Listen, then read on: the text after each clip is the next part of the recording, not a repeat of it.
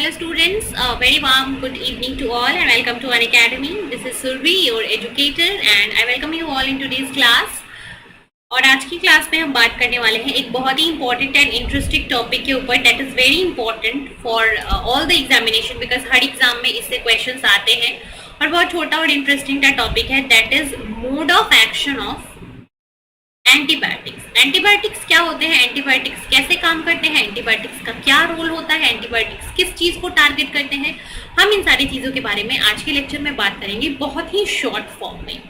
So I welcome you all to today's lecture. और आज के लेक्चर को स्टार्ट करने से पहले let me tell you few important things related to Unacademy. फटाफट से मैं आपको बता दूं अनअकैडमी के बेनिफिट्स क्या हैं। तो अनअकैडमी पे अगर आप जुड़ना चाहते हो तो आप प्लस सब्सक्रिप्शन और आईकनिक सब्सक्रिप्शन के साथ अगर जुड़ते हो तो आपको मिलेगा live classes from India's best educators, test series, unlimited practice session and well structured course for your exam. And apart from that अगर आप आईकनिक सब्सक्रिप्शन के लिए जाते हो that is more advantages with more benefits. तो iconic subscription आपको provide कराता है personal guidance, personal mentor, study planner, ठीक है, आपको पूरी प्लानिंग बताई जाएगी कि आपको अपनी प्रिपरेशन कैसी करनी है, study material, expert guidance, test analysis. So ये सारे जो एक्स्ट्रा बेनिफिट्स हैं वो आपको अनअकैडमी का आईकनिक सब्सक्रिप्शन प्रोवाइड कराता है और प्लस के साथ साथ बेनिफिट्स जो हैं वो भी रहते हैं यहाँ पे। सो अनअकैडमी प्लस और आईकनिक दो बेनिफिट्स आपको मिल रही हैं। इसके साथ आपको अनअकैडमी का प्लेटफॉर्म जो है वो फ्री क्लासेस भी देता है। So apart from the paid subscription classes Unacademy के ऊपर आप फ्री क्लासेस भी अटेंड कर सकते हो। This is very important to all the students जिनको नहीं पता है कि आप जैसे YouTube पे फ्री क्लास कर रहे हो वैसे ही आपको अनअकैडमी के ऐप पे भी फ्री क्लास मिलता है और वो फ्री क्लास होता है स्पेशल क्लास। कैसे देखोगे special class? Unacademy learning app download कर लो, ठीक है, then select your goal S C S R UGC NET. इसके बाद आप ये स्पेशल क्लास या फिर फ्री लाइव क्लास पे क्लिक करो, फिर सारे लाइव क्लासेस जो हैं जो कि फ्री में अवेलेबल हैं उनका लिस्ट आपके पास आ जाएगा और जो क्लास आप चाहो देख सकते हो। सारे के सारे रिकॉर्डेड क्लासेस मेरी हैं वहाँ पे, मोर देन अप्रॉक्सीमेटली 200 क्लासेस मेरी अवेलेबल है अनअकैडमी लर्निंग ऐप पे, 200 आवर्स की क्लासेस। तो उन सारी क्लासेस को आप देख सकते हो अनअकैडमी लर्निंग ऐप पे जाके, ठीक है। अनअकैडमी का सब्सक्रिप्शन अगर आप लेना चाहते हो तो सब्सक्रिप्शन भी ले सकते हो प्लस और आईकनिक सब्सक्रिप्शन के लिए अगर आप चाहते हो 10% ऑफ लेना then you can use my referral code सुरभि01। दिस इज माई कोड जिसको यूज करके आप अनअकैडमी से 10% ऑफ ले सकते हो ड्यूरिंग प्लस सब्सक्रिप्शन। और प्लस सब्सक्रिप्शन या आईकनिक सब्सक्रिप्शन लेने के लिए बेस्ट मौका है, आप 16 अगस्त से 31 अगस्त तक ले सकते हो बिकॉज मेगा ऑफर आपके लिए है। 6 + 2 मंथ का सब्सक्रिप्शन फ्री है या फिर 12 + 2 मंथ का सब्सक्रिप्शन फ्री है। सो अगर आप 6 मंथ का सब्सक्रिप्शन ले रहे हो तो आप 2 मंथ तक एक्स्ट्रा सब्सक्रिप्शन फ्री मिलेगा आपको। अगर आप 12 मंथ का सब्सक्रिप्शन ले रहे हो तो भी 2 मंथ का एक्स्ट्रा सब्सक्रिप्शन आपको फ्री मिलेगा। तो अभी बहुत अच्छी ऑफर आपकी 16 अगस्त से 31 अगस्त तक चलने वाली है। तो जो बच्चे भी इंटरेस्टेड हैं you can go for your subscription just right now, ठीक है।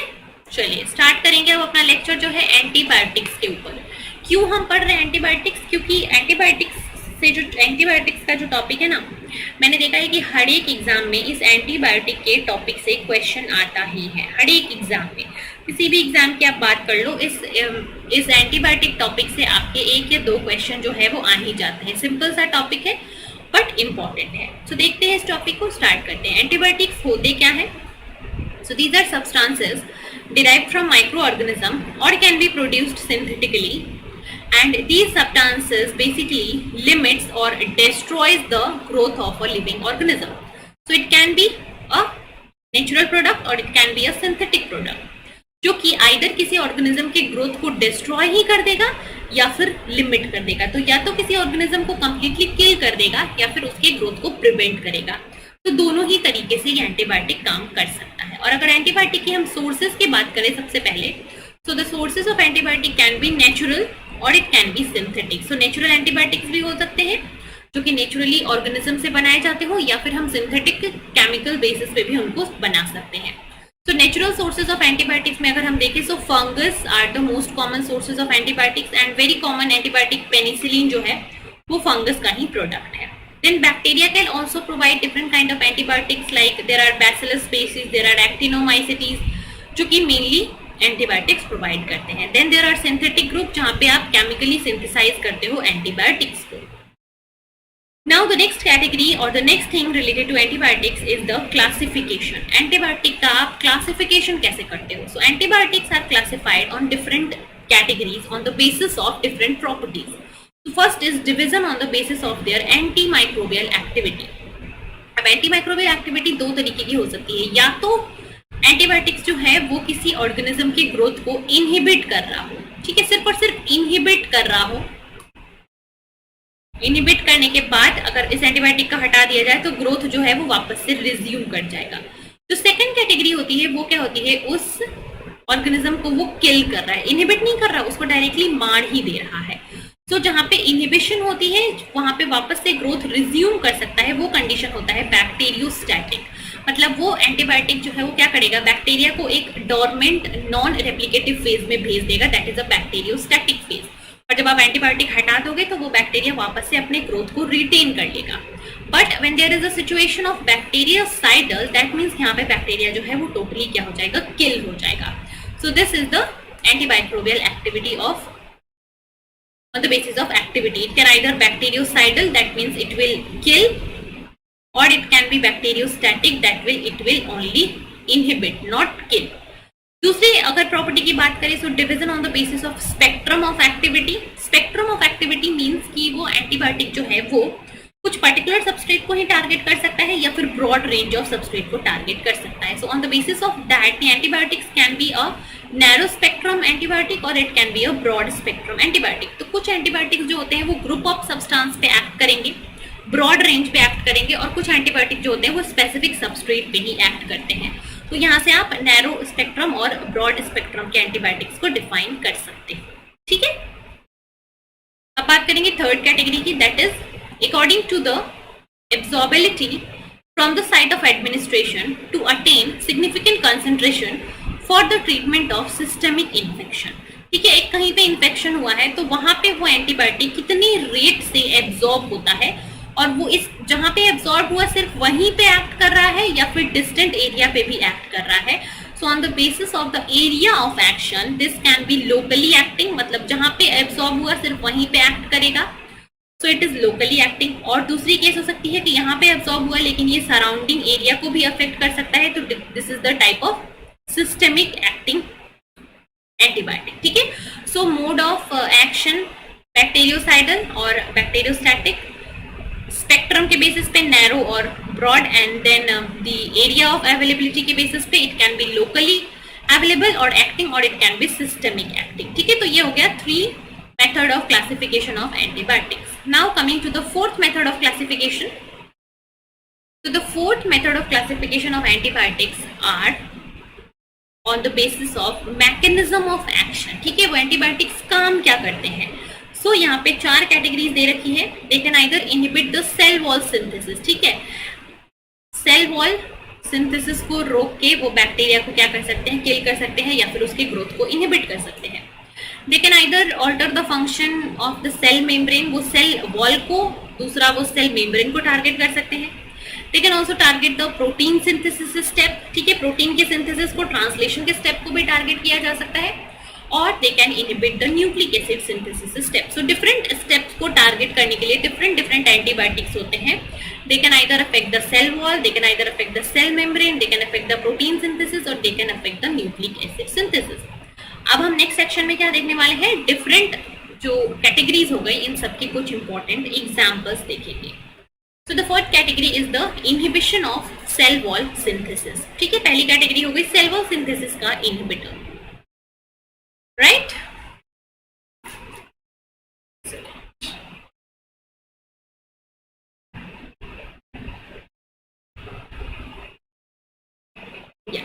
सेल वॉल सिंथेसिस के इनहिबिटर्स की हम सबसे पहले बात करेंगे।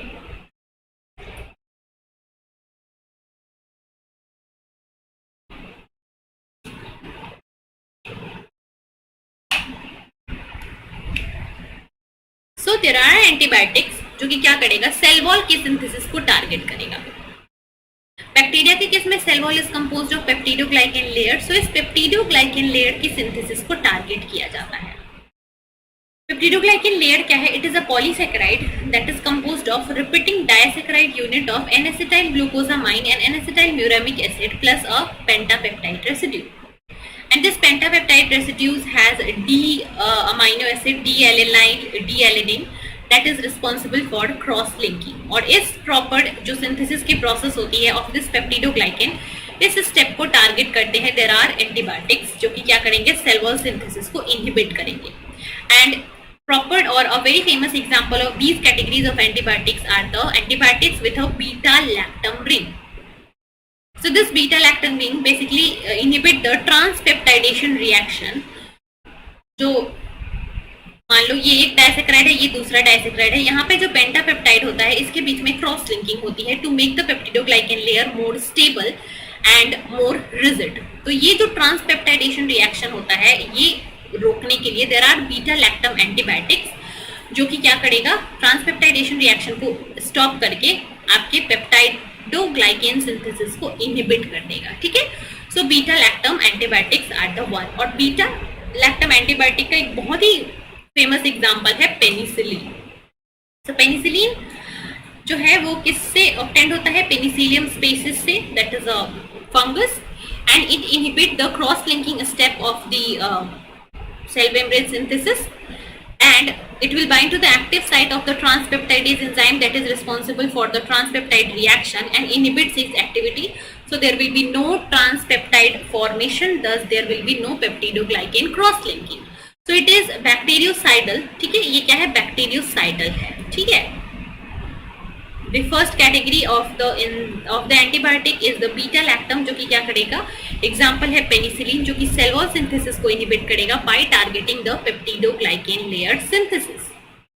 नेक्स्ट एंजाइम और द नेक्स्ट एंटीबायोटिक जो कि सेल वॉल सिंथेसिस को टारगेट करता है वो है सिफेलोस्पोडिन.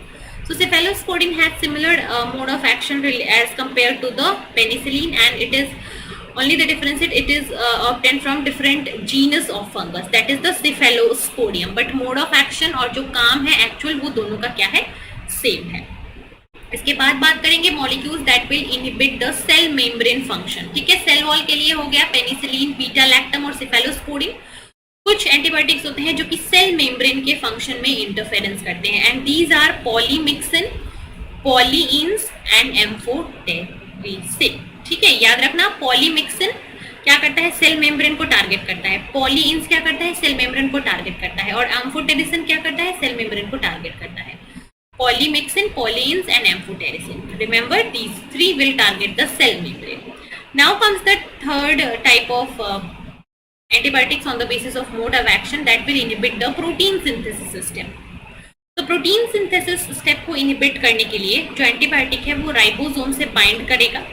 राइबोसोम से बाइंड करने के बाद वो या तो प्रोटीन के इनिशिएशन को ही इनहिबिट कर देगा, या तो उसके इलोंगेशन स्टेप को टारगेट करेगा, या फिर जो टीआरएनए का रिक्रूटमेंट है उस प्रोसेस को टारगेट कर सकता है. तो मान लो ये राइबोसोम है, यहाँ पे प्रोटीन सिंथेसिस चल रहा है. सो या तो वो टीआरएनए के रिक्रूटमेंट को रोक देगा तो सिंथेसिस रुक जाएगा, या तो वो इलोंगेशन नहीं होने देगा, या तो वो इनिशिएशन ही नहीं होने देगा. सो राइबोसोम से बाइंड करके एंटीबायोटिक जो है वो बहुत ही अलग अलग तरीके का काम करके प्रोटीन सिंथेसिस को रोक सकते हैं. And coming to the example और the general mechanism, so there are several antibiotics listed here. So we'll see few of them. So there are antibiotics like aminoglycosides that will block the initiation of the translation and causes the misreading of mRNA. So aminoglycosides जो है वो क्या करेंगे? Translation process को inhibit करेंगे initiation के time पे, और mRNA का मिसरीड करा के आपको गलत प्रोटीन बना देंगे. ठीक है.